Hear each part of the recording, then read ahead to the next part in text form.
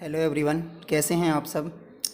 आज मैं आपको एनसीएफ 2005 राष्ट्रीय पाठ्यचर्या की रूपरेखा 2005 के बारे में बताऊंगा।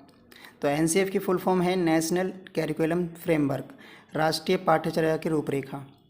एनसीएफ 2005 के अध्यक्ष हैं प्रोफेसर यशपाल और इसका मतलब क्या है, शिक्षा के क्षेत्र में प्रमुख दस्तावेज।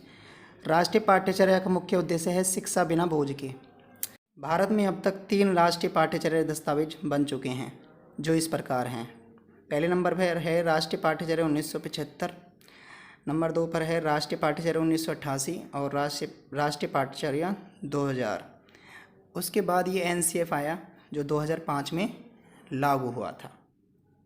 राष्ट्रीय पाठ्यचर्या की रूपरेखा 2005 के एनसीएफ का प्रारंभ शिक्षा शास्त्री रविंद्रनाथ टैगोर सभ्यता और प्रगति को आधार मानकर किया गया था।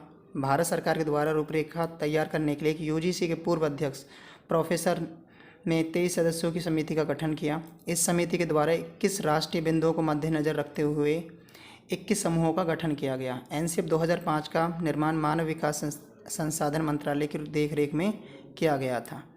एनसीएफ 2005 के उद्देश्य बच्चों के सर्वांगीण विकास करना और उन्हें स्कूली शिक्षा से बाहरी शिक्षा से जोड़ना। एनसीएफ 2005 बालक के मूल्यांकन के लिए सतत एवं व्यापक मूल्यांकन पर बल देती है। नवीन सोच, तर्क क्षमता, चिंतन आदि विकसित करना। एनसीएफ 2005 की उत्पत्ति रविंद्रनाथ टैगोर के निबंध सभ्यता व प्रगति से हुआ है।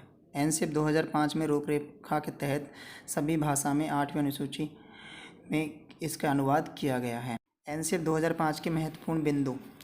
नंबर 1, विद्यार्थियों को रटने से मुक्त किया जाए जिससे उनका चहुमुखी विकास हो सके। शिक्षा बाल केंद्रित हो। भारत सरकार के MHRD ministry of women's resource development की पहल पर प्रोफेसर यशपाल की अध्यक्षता में यह समिति बनाई गई। पाठ्यक्रम ज़्यादा से ज़्यादा व्यवहारिक होना चाहिए। राष्ट्रीय पाठ्यचर्या की रूपरेखा 2005 NCERT पाठ्यक्रम में सुधार लाने हेतु अपनाया गया एक सुधारात्मक कदम है। एनसीएफ 2005 14 एवं 15 जुलाई 2004 की बैठक का परिणाम है। इसमें बाहरी ज्ञान को जोड़ा जाना चाहिए। एनसीएफ 2005 का निर्माण NCERT ने किया। राष्ट्रीय पाठ्यचर्या की रूपरेखा 2005 के अनुसार भाषा बच्चे की मातृभाषा होगी। एनसीएफ 2005 के निदेशक प्रोफेसर कृष्ण कुमार हैं। शिक्षण सूत्र ज्ञात से अज्ञात एवं मूर्त और अमूर्त की ओर होगा। तनाव मुक्त शिक्षा का वातावरण देकर शिक्षा देनी चाहिए। अभिभावक को यह संदेश दिया जाए कि छोटी उम्र में निपुणता की आकांक्षा रखना गलत है। बालक को क्रिएटिव बनाने का पूरा मौका दें। 2005 के सुझाव। नंबर 1, संवैधानिक मूल्यों का विकास करना, सतत एवं व्यापक मूल्यांकन करना, खेल को महत्व देना, जीवन से जुड़ना, मुक्त वातावरण करके सीखने पर जोड़ दिया गया। 6 महीने में शिक्षकों को प्रशिक्षण दिया जाए। शिक्षा बच्चों के स्तर के अनुसार होनी चाहिए। मोटी मोटी किताबों को बेकार माना गया है। रोजगार परक शिक्षा देना। पाठ्य सहगामी क्रियाएं जैसे कि संगीत, चित्रकला, नृत्य, NCC आदि। कक्षा 5, 8 और 11 के लिए बोर्ड एग्जाम नहीं होना चाहिए। पुरस्कार दंड वर्जित सीमित होना चाहिए। मातृभाषा के साथ साथ अंग्रेजी भाषा को भी पढ़ाना चाहिए।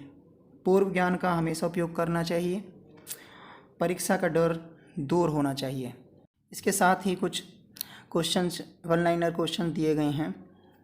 तो पहला क्वेश्चन है जैसे राष्ट्रीय पाठ्यक्रम की रूपरेखा 2005 के मार्गदर्शक सिद्धांतों के विषय में सत्य-कथन क्या है। स्कूल में प्राप्त ज्ञान को बाहरी जीवन से जोड़ा जाना चाहिए। राष्ट्रीय पाठ्यक्रम की रूपरेखा 2005 के अनुसार बाल केंद्रित शिक्षा शास्त्र में शिक्षा को किस प्रकार नियोजित करने की आवश्यकता है, अभिरुचियों के अनुरूप।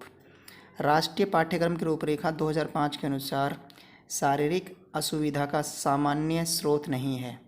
लड़कियों के लिए शौचालयों व सफाई प्रबंधों की व्यवस्था करना। राष्ट्रीय पाठ्यक्रम की रूपरेखा 2005 के अनुसार सत्य नहीं है। बच्चे व्यक्तिगत स्तर पर एक ही तरह से सीखते हैं। राष्ट्रीय पाठ्यक्रम की रूपरेखा 2005 के अनुसार कक्षा में शिक्षक की भूमिका होनी चाहिए एक प्रेरक के रूप में। शिक्षक पाठ्य पुस्तक की जानकारी के साथ साथ अन्य संदर्भ जोड़कर पुष्ट और गहन बना सकता है, अनुभव जोड़कर। विवेचनात्मक शिक्षा शास्त्र खुले विमर्श और विविध दृष्टिकोण के माध्यम से सामूहिक निर्णय लेने की प्रक्रिया को सरल बनाता है। राष्ट्रीय पाठ्यक्रम की रूपरेखा 2005 के अनुसार प्राथमिक स्तर पर भाषा का माध्यम होना चाहिए मातृभाषा। राष्ट्रीय पाठ्यक्रम की रूपरेखा 2005 के अनुसार बच्चों के आकलन का सही तरीका है दैनिक गतिविधियों को जोड़ना। भीड़भाड़ वाली कक्षाओं में सृजनशील अध्यापन की बात करना निरर्थक है। यदि बच्चे फेल होते हैं तो वे दर्शाते हैं कि स्कूल की असफलता को। राष्ट्रीय पाठ्यक्रम की रूपरेखा 2005 के अनुसार गणित शिक्षण का लक्ष्य होना चाहिए तार्किक ढंग से सोचना, अमूर्तनों का निर्माण करना, संचालित करने की योग्यता का विकास करना, पर्यावरण की चिंता के प्रति जागरूकता को संपूर्ण स्कूली पाठ्यक्रम में व्यापक होना चाहिए। कला विषय को स्कूली शिक्षा के किस स्तर पर शामिल किए जाने पर बल देना चाहिए? पूर्व प्राथमिक, प्राथमिक, उच्च प्राथमिक। राष्ट्रीय पाठ्यक्रम की रूपरेखा 2005 किस सूझ के आधार पर पाठ्यक्रम के बोझ को कम करने पर बल देती है? शिक्षा बिना बोझ के। शिक्षा का अधिकार है संवैधानिक। Thank you everyone. अगर वीडियो अच्छी लगे तो अपने दोस्तों को शेयर ज़रूर करें और चैनल को सब्सक्राइब ज़रूर करें।